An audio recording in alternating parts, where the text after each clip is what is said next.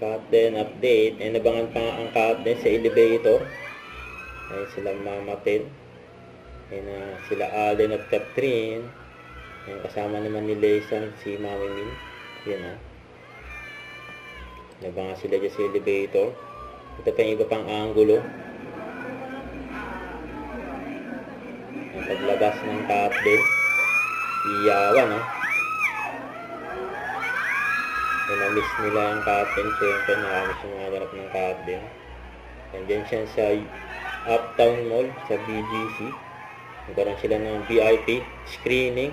Mga bigati nagpa-block screening. Grabe yun. And Happy Mansari sa Lola Bagay ng Captain. Pati yung movie ng Captain, may Mansari na rin. Habang naglalakad ng Captain, nag-uusap silang dalawa. Ang dami pa nga mga security, nakaabang.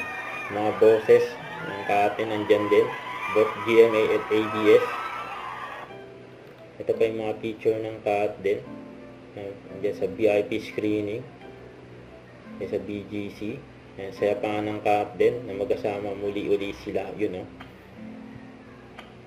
Meron pang pangalan yung upuan nila, yun o. Catherine, Bernardo, Allen, Richards.